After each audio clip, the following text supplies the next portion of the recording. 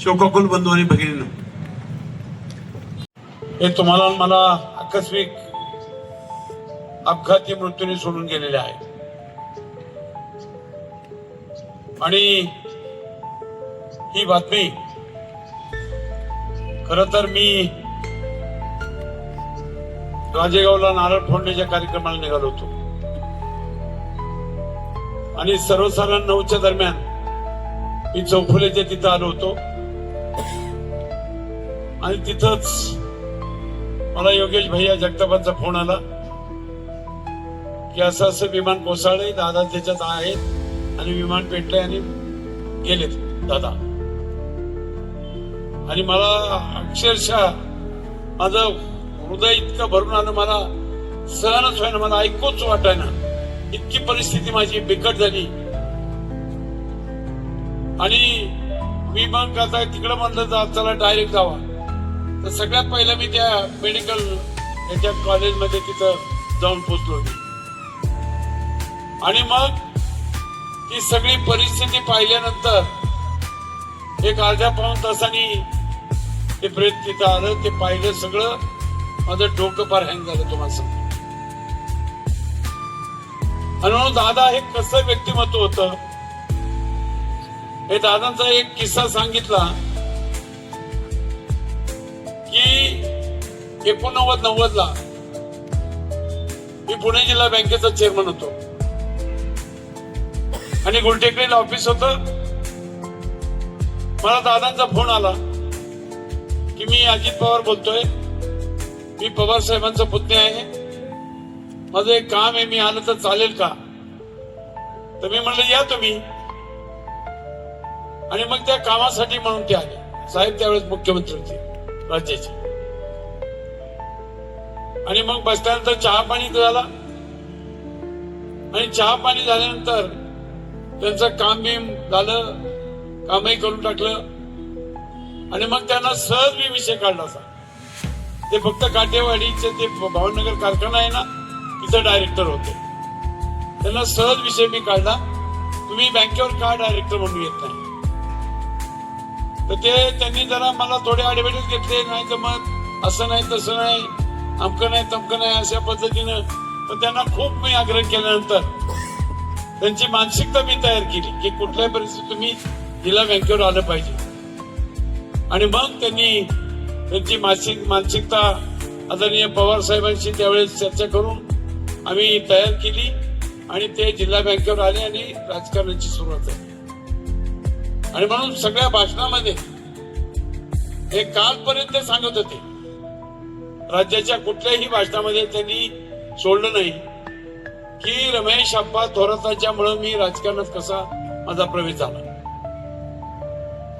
आणि म्हणून माझ्यासारख्या कार्यकर्त्याची ओळख ही राज्यामध्ये केवळ दादांच्यामुळे झाली. राज्यामध्ये ठीक आहे, मी तालुक्यात जिल्हा बँकेत गेलो असेल, तिथं चेअरमन झालो असेल, जिल्ह्यापुरती ओळख, पण राज्यामध्ये केवळ दादांच्या भाषणामधून माझं सारखं नाव यायचं. दादासारखं तुम्हाला सांगतो, मला आता 51 वर्ष चाललंय राजकारणामध्ये. 51 वर्ष राजकारणात चाललंय. मी गावचा सरपंच सुरुवातीला झालोय, मला खास कलगेत चढ उतार सगळं माहिती आहे. परंतु माझ्या आयुष्यामध्ये तुम्हाला सांगतो, एवढा शिस्तप्रिय नेता, एवढा धाडसी नेता आणि एवढा काम करणारा नेता मी माझ्या आयुष्यामध्ये आज तागायत 51 वर्षामध्ये पाहिलेला नाही. त्या माणसात एवढी धमक आणि ताकद. एकदा एखादं काम करायचं म्हणलं तर एक घाव 2 तुकडे. आणि म्हणून मी स्वतः डोळ्यानं त्यांनी केलेली कामं पाहिलेली आहेत. हे पुणे जिल्हा परिषद कशी होती, त्या जिल्हा परिषदचं ऑफिस बघा. ससून रुग्णालय कसं होतं, ते ससून रुग्णालय बघा. कलेक्टर ऑफिस कसं होतं, ते कलेक्टर ऑफिस बघा. सर्किट हाऊस कसं होतं, ते सर्किट हाऊस बघा. ही दिसणारी कामं ही दादांच्या शिवाय होऊ शकत नाही. त्या माणसाच्या मनामध्ये एखादी गोष्ट आली की ती एक गाव 2 तुकडे. एक काम करण्याची फार मोठी धमक आणि शिस्त फार आहे. तुम्हाला सांगतो, शिस्त ही प्रशासनावर बी आहे आणि कार्यकर्त्यांच्यावर. तुम्ही आम्ही सगळे कार्यकर्ते, मी जरी सिनियर असतो त्यांना, तरी मला माझ्या सारख्या सुद्धा अण्णा वचक त्यांच्या याचा शिस्तीचा. कारण त्या माणसाला चुकीचं केलेलं आवडत नाही आणि उठसूट राजकारण करायचं नाही. आलेल्या प्रत्येक माणसाला ते न्याय देत होते, कुणाच्या अन्याय करत नव्हते. हे मी जवळून पाहिलेला कार्यकर्ता. त्यांच्याकडून खूप काही शिकण्यासारखं होतं आणि म्हणून गेली 37 वर्ष मी आणि ते एकत्रित आहोत. आणि म्हणून 37 वर्षामध्ये मी माझ्यासारख्या कार्यकर्त्यांनी सुद्धा अनेक त्यांच्या गोष्टी आत्मसात केल्या आणि ते आत्मसात करून पुढे जाण्याचा, त्यांच्या पावला पाऊल ठेवून पुढे जाण्याचा प्रयत्न माझ्यासारख्यांनी सुद्धा केलेला. आणि असं एक आगळं वेगळं व्यक्तिमत्व या राज्यातलं, जिल्ह्यात नाही, हे राज्यात. तुम्हाला सांगतो मी ना, 51 वर्षातल्या माझ्या अनुभवाने सांगतोय. मला खास करके चढउतार माहिती असल्यामुळे मी सांगतोय की ह्या माणसा इतकं कर्तृत्ववान माणूस आणि धाडशी माणूस, विकास करणारा माणूस या राज्यामध्ये एवढा कोणी नाहीये. आणि म्हणून आकस्मिक हा माणूस तुमच्या आमच्यातनं निघून जाणं हे अख्ख्या महाराष्ट्राला, तुम्हाला सांगतो, फार मोठी सल आहे. सल. प्रत्येक माणूस त्याचं हृदय हुळहुळ करतंय. सहन करण्याच्या पलीकडचा तुम्हाला सांगतो हा अपघात आणि हे संकट तुमच्या माझ्या सगळ्यावर आज आलेला आहे. आणि म्हणून या ठिकाणी गेली 2-3 दिवस मी असेल, वैशाली असेल, आम्ही 3 दिवस झाले तिथं जाऊन बसतोय. आजही गेलो होतो, आजही 2-3 तास तिथं घालवले. परवा 2-3 जवळ 8-9 तास बसलो होतो. कारण वाईट वाटतं या गोष्टीचं की एक काम करणारा माणूस आणि सर्वसामान्य लोकांची तडकाफडकी कामं करणारा माणूस आज तो तुमच्या आमच्यात निघून गेलेला आहे. त्याची फार मोठी उणीव तुम्हाला मला सगळ्यांनाच भासणार आहे. आणि म्हणून या ठिकाणी आता सगळ्या वक्त्यांनी सांगितले की दैवी सत्तेपुढे इलाज नसतो. जो माणूस जन्माला येतो त्याचा मृत्यू ठरलेला असतो. त्याप्रमाणे दादा हे तुम्ही आमच्यातनं आकस्मिक गेलेला आहे. आणि म्हणून दादांचं कुटुंब असेल, दादांचे जे आचार विचार असतील, ते आचार विचार आणि कुटुंब यांना पाठिंबा देणं आणि त्यांचे आचार विचार आणि त्यांची शिस्त तुम्ही आम्ही सर्वांनी नेते, महाराष्ट्राचे नेते, आपल्या पक्षाचे राष्ट्रीय अध्यक्ष कैलासवासी अजितदादा यांच्या निधनानंतर होणाऱ्या शोकसभेसाठी उपस्थित असलेले सर्वच कार्यकर्ते, बंधू आणि भगिनी, 22 तारखेला सकाळी दादांचा फोन आला. सुप्याचा एक विषय होता आणि तो सांगायचा म्हणून त्यांनी मला खरं तर फोन केला. 10 मिनिटानंतर मला काहीतरी वाटलं म्हणून मी परत त्यांना फोन केला. म्हणलं दादा थोडंसं 5-10 मिनिटं जर आम्हाला वेळ मिळाली तर बरं होईल. आमच्याकडचे 1-2 विषय होते, आपण जरा थोडंसं त्यामध्ये सांगितलं तर बरं होईल. आणि काय त्यांना वाटलं माहित नाही. मी म्हटलं दादा 8-10 जण आम्ही येऊन भेटतो. ते म्हणले एक काम कर, संध्याकाळी 7 वाजता जाऊन शुगरलाच तुम्ही या, आपण लय निरोप दे आणि एक काम करू म्हणले आपण जेवू, एकत्र जेवण घेऊ. मलाही थोडीशी मस्करी करायची सवय होतीच त्यांना. म्हणलं काय दादा तुम्ही आमंत्रण गणेश जन्माच्या दिवशी देताय, आता काय करू म्हणले, आहे तर आहे, शाकाहारी जेवणाची व्यवस्था करायला सांगितली. सगळ्यांना निरोप दिले. संध्याकाळी आम्ही गेल्यानंतर नेहमी त्यांचा एक हसी मजाकचा एक प्रश्न असायचा ना, आम्ही बरोबर असल्यावर तर कायम आम्हाला एक प्रश्न ते विचारायचे, का अप्पा तुमचं वय किती? आम्ही त्यांना आठवण करून द्यायचो 10 वर्षांनी. खरं तर आप्पा त्यांच्यापेक्षा मोठे. दादा आता आप्पांचं वय 75 झालंय. दादा म्हणले काय बघा ना, माझ्याकडे बघा ना, आप्पांच्याकडे बघा, अजून कसं टणटणीत चाललंय आप्पांचं. आम्ही विनोदाने म्हणलं की दादा आता एक काम करू, आम्ही तुमच्याच अध्यक्षतेखाली एक कार्यक्रम करू आणि तुमच्याच हस्ते दादा आप्पांचा सत्कार करू आणि त्यांची 75ही साजरी करू.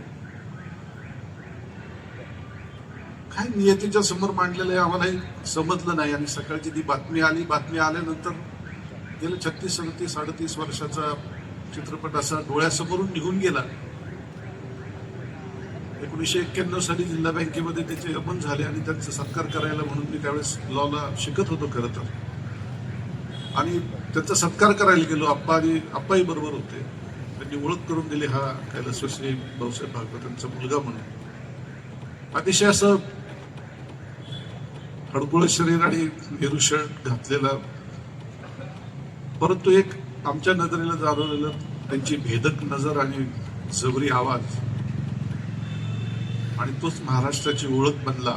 या महाराष्ट्राला खऱ्या अर्थानं जर दिशा देण्याचं काम वेगवेगळ्या माध्यमातून केलेलं असेल आणि पवार कुटुंबियांची खऱ्या अर्थानं धुरा एका समर्थ खात्यावर त्यांनी जर पेलली असेल तर त्याचं नाव होतं तिथं. अनेक प्रसंग आयुष्यामध्ये त्यांच्यानी माझे घडले. मी काही पदाने फार मोठा होतो अशातला भाग नाही, पण त्यांचं माझं नातं का वेगळं होतं हे मला काही माहीत नव्हतं. जी मागची घडामोड तुम्हाला घडलेली दिसते त्याच्या अगोदर 8 महिने अगोदर त्यांनी मला बोलवून जवळजवळ 4-5 तास आम्ही बरोबर होतो. सगळ्या गोष्टी सांगितल्या की महाराष्ट्राचं राजकारण पुढं असं असं घडणार आहे. आणि ज्या काही अडीअडचणी त्याच्यामध्ये होतं मला माहित नाही माझ्याशी ते का बोलले. खरं तर ती बाब बाहेर बोलणं हे खूप मोठं अवघड गोष्ट होती, कारण महाराष्ट्रातली खूप मोठी ती घडामोड होती आणि ती माझ्याशी का बोलले हे मला काही अजूनही त्याच्यामध्ये न उलगडलेलं पुढं आहे. परंतु ती घटना घडल्यानंतर त्या माणसाकडे आपलं काय वजन आहे, आपल्याला तो माणूस किती मानतो हे लक्षात आल्यानंतर अनेक वेळी राजकीय निर्णय जे आपण घेतलेले होते त्या निर्णयामध्ये आणि त्यांच्या सल्ल्याने घेतले होते, काही माझ्या मनाने घेतलेले नव्हते. कुठलाही राजकीय निर्णय दौंड तालुक्यातला मी जरी घेतलेला होता तरी तो माझा निर्णय नव्हता.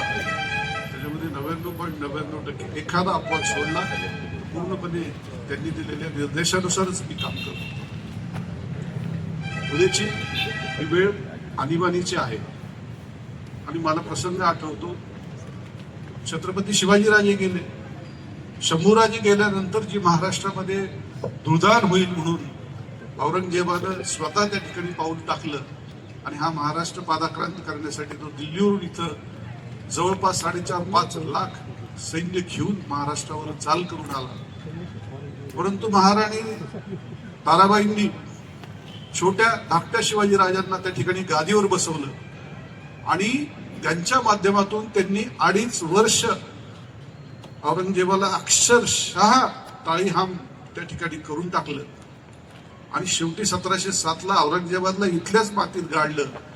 आणि त्यानंतरचा दैदिप्यमान मराठी सत्तेचा इतिहास की दिल्लीचं तख्त सुद्धा मराठ्यांनी त्या ठिकाणी जाऊन चालवलं, हा महाराष्ट्राचा इतिहास आहे, तुम्ही विसरू नका. हवालदिन होण्याचे अनेक दिवस इथून पुढच्या काळामध्ये आपल्या समोर येणार आहेत, कारण उद्याचा काळ हा अनेक राजकीय घटनांनी घडामोडींनी भारला जाणार आहे.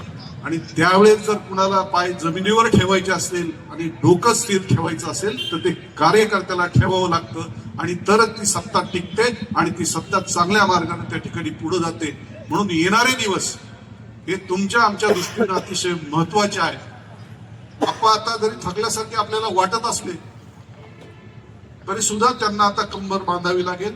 जिल्ह्याला नेतृत्व नाही ही वस्तुस्थिती. अप्पा बर्णेमामा जरी असले तरी वडीलधारी नेतृत्व म्हणून जिल्ह्याचं नेतृत्व तुमच्याकडे येणार आहे, तुमच्यावरती जबाबदारी येणार आहे.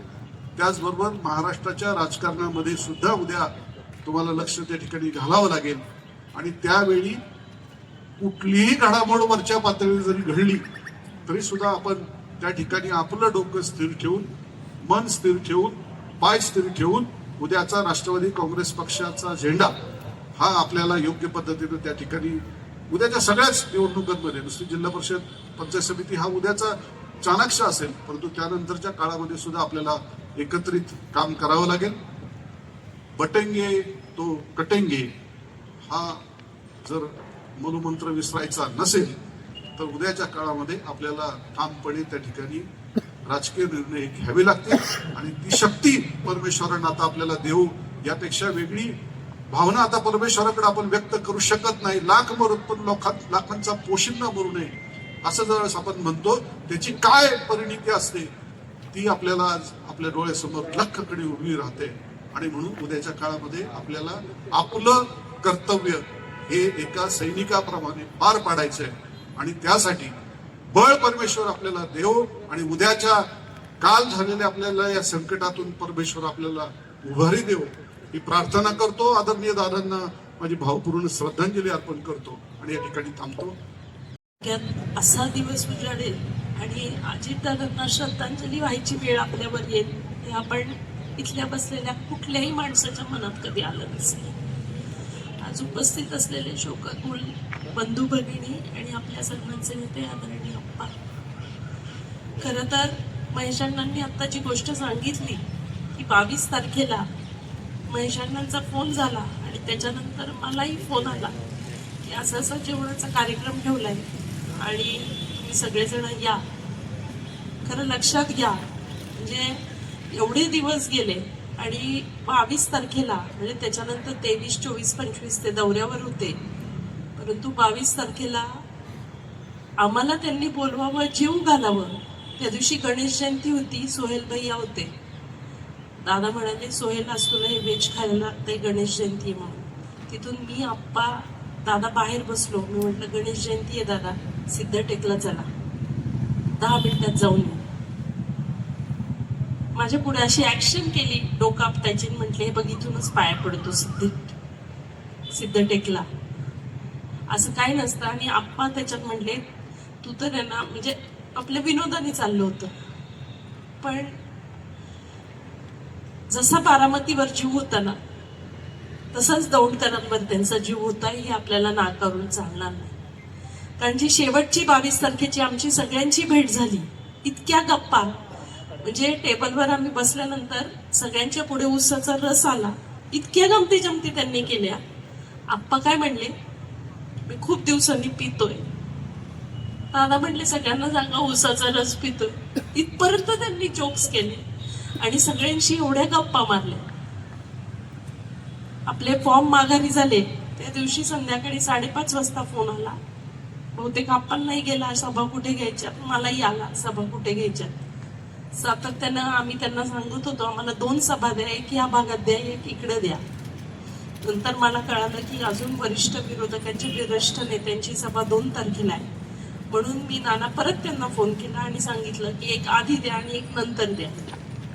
मला म्हणले तुझं तर नुसतं रडगाणं असतं, ठेव फोन म्हणले, मी माझ्या सोयीने तुम्हाला सभा देणार. परंतु खऱ्या अर्थानं आज इथे जमलेल्या प्रत्येक माणसाच्या मनात आपण इथं का जमलोय, तर आज फक्त पवार कुटुंबियांना दुःख नाही झालं, तर महाराष्ट्रातल्या प्रत्येक घरात दुःख झालेलं अशी परिस्थिती. मग लहान मुलापासून तर म्हाताऱ्या माणसांपर्यंत, म्हणजे मला एक जण आता भेटले, ते म्हणले ताई आमच्या पारावर 2 दिवस सगळी वयस्कर माणसं भेटतायत, नुसते डोक्याला हात लावून बसलेत की ह्या महाराष्ट्राचं काय होणार. परंतु आता महेशांना असतील, अशोक अप्पा असतील, सगळ्यांनी सांगितलं की ही जबाबदारी आपल्या सगळ्यांना घ्यावी लागेल. आपण जर खऱ्या अर्थानं दादांवर प्रेम करणारे आहोत तर दादांच्या पाठीशी, त्यांच्या पश्चात उभं राहणं, त्यांच्या कुटुंबियांच्या पाठीशी उभं राहणं हे आपल्या सगळ्यांचं कर्तव्य आहे. माझा आणि दादांचा सहवास तसा 25 वर्षाचा, 2000 सालीला पासून तर आतापर्यंत. माझं कम्प्युटरचं ट्रेनिंग सेंटर होतं आणि पहिल्यांदा दादा राज्यमंत्री होते इरिगेशनचे, तेव्हा मनोज तुम्ही जसं काम घेऊन गेलात तसं मी एक कम्प्युटरच्या ट्रेनिंग सेंटरचं काम घेऊन विद्या प्रतिष्ठानच्या दारात दिलीप गेले होते. मी असा हात करून गाडी थांबवलेली, मला ते आठवतंय की मी असा हात केला. मी तेव्हा 20-22 वर्षाची होते. दादांनी बोलवलं, म्हणले काय ताई काम, म्हणलं काही नाही, असं असं मंत्रालयात काम आहे. आणि दादा म्हटले लिहून द्या मला काय काम आहे ते, त्यांच्या नेहमीच्या शैलीप्रमाणे. मी ते काम लिहून दिलं आणि मला फक्त सांगितलं येणारे सोमवारी मंत्रालयात भुजबळ साहेब, महेशांना तेव्हा गृहमंत्री होते आणि त्यांचे PS खोडके साहेब आताचे विधान परिषदेचे आमदार आहेत ते होते. मी जेव्हा सोमवारी त्यांना वरती भेटायला गेले तो मी दिलेला कागद त्या खोडके साहेबांनी काढून दाखवला आणि म्हटले हा तुमचा कागद. अशा प्रकारे दादांची कामाची पद्धत होती आणि हक्काचा माणूस, प्रेमाचा माणूस. कितीही ओरडले, म्हणजे माझ्यासारखे ते बोलणे, आप्पा नेहमी मला म्हणायचे पुन्हा लय बोलतील शिव्या खातील, पण मला ते असं कधीच वाटलं नाही की ते आपल्याला ओरडतायत किंवा बोलतायत, कारण मला माहिती होतं कितीही ओरडले तरी ते काम करणार, याची गॅरंटी आणि याची शाश्वती होती. आणि गेली 25 वर्षाच्या ह्याच्यात मधला 23 साल आपल्यासाठी सगळ्यांसाठीच एक वेदनादायक साल होतं. आणि 2 पक्ष झाले राष्ट्रवादीचे. मी एक पोस्ट टाकली होती 2 जुलै नंतर की तुमच्या 2 चुली आम्ही का जबाबदार. तुम्हाला आठवत असेल, फेसबुकवर मी पोस्ट टाकली होती. पहाटे मला किती वाजता फोन यावा, 5:45ला फोन केला दादांनी. मला म्हणले तू का एवढी हातबल होती आणि इमोशनल होती, राजकारणात हे चालतं आणि आम्ही सगळे शेवटी कुटुंब आहे, राजकारणात अशी परिस्थिती येते आणि निर्णय घ्यावे लागतात, त्याच्यामुळे फार टेन्शन घेऊ नको आणि एवढी इमोशनल होऊ नकोस. म्हणजे लक्षात घ्या, ही पोस्ट टाकलेली त्यांच्यापर्यंत जाते. किती छोट्या छोट्या गोष्टींवर त्यांचं आपल्या सगळ्यांकडे बारकाईने लक्ष होतं. इथं जरी काय तू मी काय थोडंसं राजकारणात होत असतं, आमच्या सगळ्यांचाही अनेक वेळा अशा घडामोडी घडल्या, पण नेहमी बोलायचे मोठे आहेत ना आप्पा, जाऊ दे, बोलले तर बोलू दे. अशा प्रकारच्या सूचना, अशा प्रकारचा हक्क ते गाजवत होते. परंतु आज जी वेळ आलेली आहे, खरंच म्हणजे ती आपल्यावर अशी येईल असं वाटत नव्हतं. खरं तर महेशांना आपल्या सगळ्यांवर एक जबाबदारी आहे की अजितदादांचं अपूर्ण असणारं स्वप्न आपल्या सगळ्यांना पूर्ण करायचं. अनेक अडचणी आल्या. उत्तम भाऊंनी यवतच्या सांगितलं की शिवशाहू फुले आंबेडकरांचा विचार दादा प्रत्येक भाषणात सांगत होते, मी माझ्या शेवटच्या श्वासापर्यंत हा विचार कधी सोडणार नाही. आणि त्यांनी नाही सोडला, ते त्यांना मरण आलं, पण तो विचार कधी सोडला नाही. नागपूरला प्रत्येक अधिवेशनाच्या वेळेस तुम्हाला सगळ्यांना माहितीये की सगळेजण RSSच्या कार्यालयात जातात. मनोज बऱ्याचदा टीव्हीला न्यूज दिसायच्या, दादा जाणार का, दादा जाणार का, अशोक अप्पा. पण दादांनी तो विचार, शिवशाहू फुले आंबेडकरांचा विचार कधीच सोडला नाही. सोहेलबाई या काटेवाडीला भेटले, काही मुस्लिम समाज होता खेडेकरताई. प्रत्येक माणूस हेच म्हणत होता की आमच्या समाजाचा एक मोठा आधार गेला, की वेळेला आमच्यासाठी धावणारा, आपल्या सगळ्यांसाठी धावणारा एक माणूस गेला. परंतु खरं तर हा माणूस नाही, हा एक मोठा विचार आणि आपला आधार गेलेला आहे.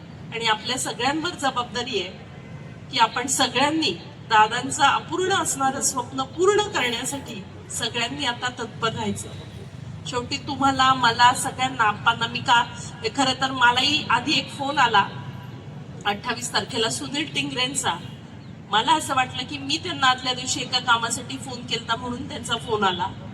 ते मी त्यांच्याशी बोलायला लागले की ते असं असं आहे ते बघा. तर ते मला म्हणले फोन ठेवा ताई, तुम्ही बारामतीत काय झालंय ते बघा. मी दुसऱ्या क्षणाला मुसळे साहेबांना फोन केला, त्यांनी फोन उचलला, म्हटले की विमान स्लिप झालंय. तरीही माझ्या मनात कणभर की अशी काही बातमी 5 मिनिटात येणार आहे असं वाटलं नाही. आणि 5च मिनिटानं विनीतचा फोन आला मला आणि आप्पांचा रडायचा आवाज येत होता. म्हणजे विनीत काय सांगायच्या आधीच आप्पांचा आवाज फोनवरचा सांगून जात होता काय झालं. तर अशा परिस्थितीत आपण सगळेजण आलेलो आहोत. खरं तर आपली ही अवस्था आहे. बारामतीकर असतील, त्यांचं कुटुंबीय असेल, वहिनी तर फक्त हात जोडून आहेत त्यांच्या काहीच असं वाटलंच नाही त्यांना. दिल्लीला ते आदल्या दिवशी पोहोचल्या, काही प्रचाराच्या निमित्तानं कोणाला पाठवायचं काय अशी चर्चा झाली. 10:30 वाजता त्यांचा माझा फोन झाला होता. अशा परिस्थितीत आपण ठेपलेलो आहोत. परंतु आपण सगळेजण खरं तर अजितदादांवर प्रेम करणारा हा तालुका. अजितदादांनी दौंड नगरपालिकेच्या निवडणुकीच्या निमित्तानं दौंडचा विकास कसा व्हावा आणि माझं त्याच्या मागची भूमिका काय आहे ही आपल्या सगळ्यांना सांगितलं. आप्पा, खरं तर आपली सगळ्यांची आता जबाबदारी आहे की दौंड शहराच्या बाबतीत असेल आणि तालुक्याच्या बाबतीत शैक्षणिक, त्यांनी सांगितलं की त्यांना एक शैक्षणिक संकुल बांधायचं. कारण त्यांना नेहमी आपण जेव्हा आप्पा असेल, मी असेल, महेशांना असेल, आपण सगळेच पदाधिकारी जेव्हा त्यांना ऍडमिशनसाठी तिकडं म्हणायचो की पत्र द्यायचो आम्ही की ही ऍडमिशन करा, ती ऍडमिशन करा. दादा म्हणायचे अरे सगळं तुमचं दौंडकरांचंच भरू का, तिथं माझ्या काय तालुक्यात लोक आहेत का नाही. अशा पद्धतीनं त्याच्यासाठी दादा एकदा म्हणले की एकदाच मी तुम्हालाच करून देतो, म्हणजे तुमची ऍडमिशन इकडे कमी होती. अशा प्रकारची विजन असणारा नेता, नेहमी तत्परतेने. म्हणजे मला असं वाटतं की आपण सगळेजण, म्हणजे मोबाईल असेल, फोनद्वारा असेल, त्यांना प्रत्यक्ष भेटीत आपण सगळेजण भेटलेलो आहोत, पण हा दिवस उगवेल असं कोणाच्या स्वप्नातही वाटलं नव्हतं. आणि अजितदादा अशा परिस्थितीत जातील. खरं तर मी बारामतीकरांना काल तेच म्हटलं, माझी बारामती करत त्याच मातीत त्यांची राख झाली. खूप खूप म्हणजे त्यांचं किती त्यांच्या लोकांवर जीव किंवा आपल्यावर जीव होता की एवढं विमान उडालं आणि शेवटी तिथंच येऊन ते ठेपलं. अशा परिस्थितीत दादांचा अंत झालेला आहे, पण त्यांच्या विचारांचा अंत आपण होऊन द्यायचा नाहीये. आपण सगळ्यांनी त्यांचे जे विचार पुढे न्यायचे आणि त्यांच्या बरोबर पाठीशी उभं राहून उद्याच्या येणाऱ्या काळात त्यांच्या डोक्यात असलेलं स्वप्न. आज बघा, बारामतीकर असं म्हणत होते काल की जाता जाता सुद्धा आम्हाला तिकीट देऊन गेला बाबा. म्हणजे सगळी प्रक्रिया करून गेले, फक्त प्रचार राहिला होता. ज्या पद्धतीनं बारामतीकर रिएक्ट होत होते ना, ते जो प्रत्यक्ष दर्शनी 2 दिवस आम्ही बघतोय, एखाद्या मतदारावर, एखाद्या आपल्या माणसावर किती प्रेम असावं हे त्याच्यातून प्रत्येक हक्काची गोष्ट. आणि मला आठवतंय 2005 साली आप्पा मी अण्णासाहेब पाटील महामंडळाचे संचालक होते. सतीश मामांचा माझा ऍक्सिडेंट झाला. 10 ते 15 मिनिटात फोनवर संपर्क साधून मला सांगितलं, सतीश मामाला शुगर आहे, तुझी काळजी तू घेशील, पण त्या सतीश मामाची काळजी घे दवाखान्यात पहिले नेऊन. काय डॉक्टरांना फोन करून सांगितलं की त्यांना शुगर आहे. म्हणजे एखाद्या कार्यकर्त्याचे किती बारीक लक्ष ठेवावं हे आपल्याला त्याच्यातून दिसतं. परंतु नियतीपुढे आपलं काही चालत नाही. मग अशी कोणीतरी सांगितलं पायलटची चूक आहे, विमानात घोटाळा आहे, पण खरं तर हा नियतीचा खेळ होता आणि नियतीनं दादांना आपल्यातून घेऊन गेलेले. पण इथून पुढे आपण दादांच्या विचारांशी सगळेजण दादांच्या विचारांशी पाठीशी उभं राहू आणि दादांचं स्वप्न जे होतं ते पूर्ण करू.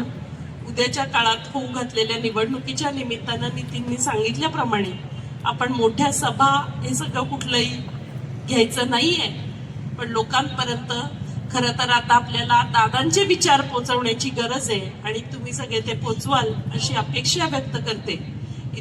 इथून पुढे आपण सगळेजण एकसंधपणाने बारामतीकरांच्या आणि पवार कुटुंबियांच्या पाठीशी राहू आणि खऱ्या अर्थानं दादांच्या पाठीशी उभे राहू अशीच अपेक्षा व्यक्त करते. व्यक्तिशः माझ्या वतीनं, नागवडे परिवाराच्या वतीनं आणि उपस्थित महिलांच्या वतीनं, ज्या लाडक्या बहिणीमुळे खरं तर हे राज्य आलं, त्या लाडक्या बहिणींच्या वतीनं दादांना भावपूर्ण आदरांजली वाहते आणि माझे 2 शब्द संपवते. धन्यवाद. आज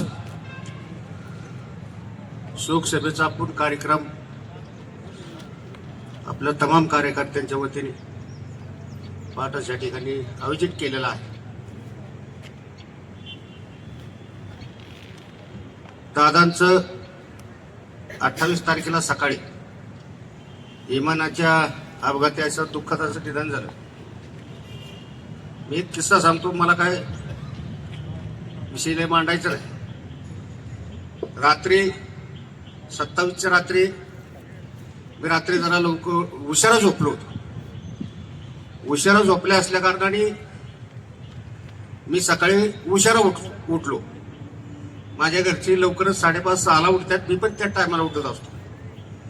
परंतु मी उशिरा झोपल्या कारणाने मला कुणी उठवलं नाही आणि झोपलोच होतो. तेव्हा माझी पत्नी आणि माझा मुलगा, नातवंड हे घरामध्ये रडत होते. म्हटलं, का रडतात तुम्ही, काय भानगड, काय झालेले? ते म्हणले, काटेवाडीवरनं माझ्या भावाचा फोन आलता. कारण काटेवाडी हे माझ्या सासूचं गाव आहे, माझ्या पत्नीचं आईचं गाव आहे. तर इतके भावाचे सांगितले की अजितदादा गेले ऍक्सिडेंट मध्ये. मी टीव्ही लावला, टीव्ही बघितला तर अशी चक्कर आल्यासारखी जाईल की छत्रपती शिवाजी महाराजांचं स्वराज्य,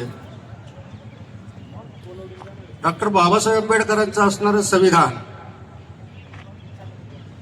संत तुकाराम महाराजांनी आणि संतांचे असणारे विचार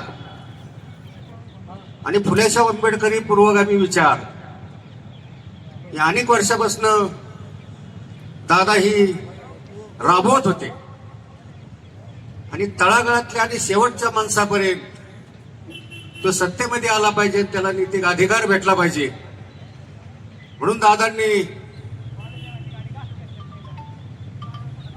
अफाट कष्ट करून जो समाज जमा केला होता, महाराष्ट्र जमा केला होता, आता हा पुरोगामी विचार फुलेशाह आंबेडकरांचा घेऊन जाणारा नेता, आमच्यासारख्या कार्यकर्त्याला तरी कोणता नेता दिसा नाही महाराष्ट्रामध्ये की हा पुरोगामी विचार जपणारा आणि तो विचार अंमलात आणणारा आणि साधू संतांचे विचार घेऊन जाणारा आणि भारतीय संविधान आपल्या अंगी करून ती त्याची अंमलबजावणी करणारा असला कुठलाही नेता महाराष्ट्रामध्ये दिसाना आणि पुन्हाही घडेल का नाही ही शंका आहे त्याबद्दल. अजून एक विशेष करून सांगायचंय की दादाचं एक मूल्य सांगतो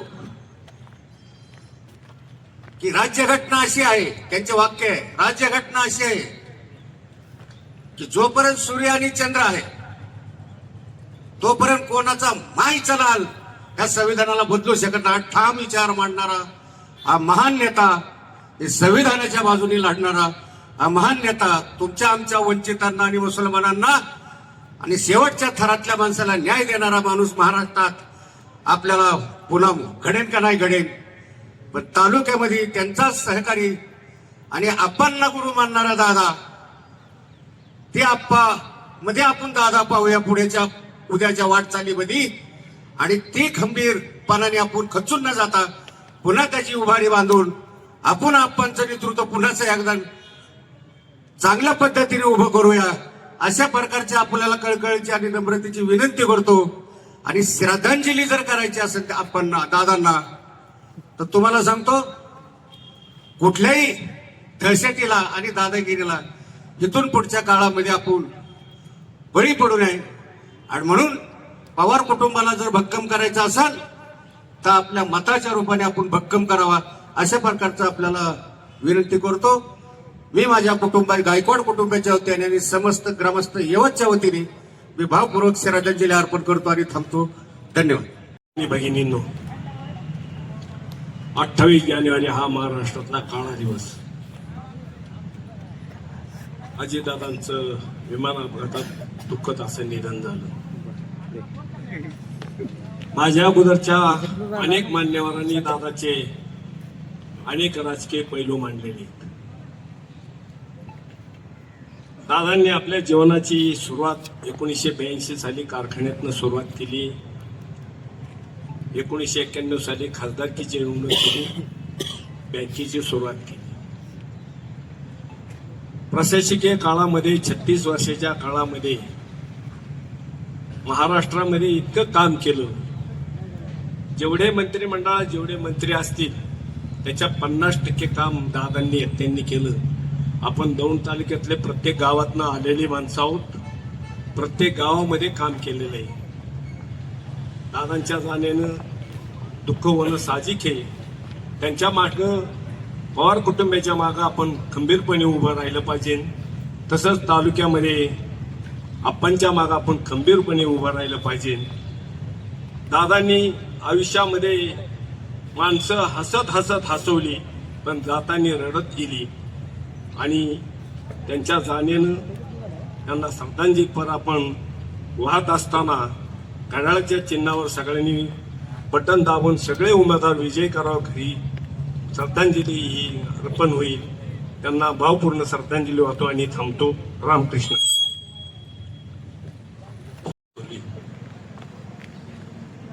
आपल्या राज्याचे उपमुख्यमंत्री, जिल्ह्याचे पालकमंत्री, आपल्या सर्वांचे मार्गदर्शक महाराष्ट्र राज्याचा लाडका दादा त्यांचं बारामती या ठिकाणी अपघाताचं दुःख निधन झालेलं आहे आणि त्यांना भावपूर्ण श्रद्धांजली वाहण्यासाठी आपण या ठिकाणी उपस्थित आहोत. दादांचा पूर्व इतिहास आपल्या सर्वांच्या नजरेसमोर आहे. कॉलेजच्या जीवनापासून आज तागत दादांनी त्यांच्या आयुष्यामध्ये जे काही चढ उतार सहन केले, निर्भीडपणे महाराष्ट्र राज्याचं नेतृत्व केलं. महाराष्ट्र राज्यात पुढे नेण्यासाठी जीवाचं रान केलं.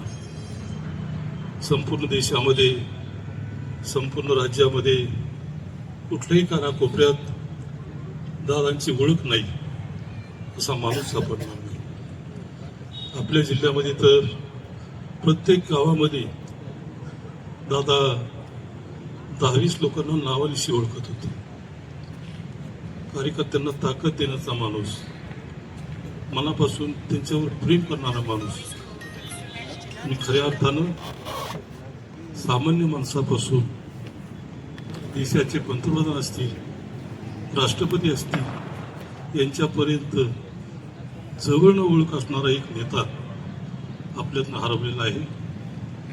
आणि खरोखर आपल्या राज्याचं, प्रामुख्यानं आपल्या जिल्ह्याचं फार मोठं असं नुकसान झालेलं आहे. आज सुद्धा आपला तालुका हा पोरका झालेला आहे. खरं तर आज आप्पांचा उजवा हात गळून पडलेला आहे, परंतु आप्पांना ताकद द्यायचं काम, आप्पांना उमेद द्यायचं काम आपल्या सर्व कार्यकर्त्यांचं आहे.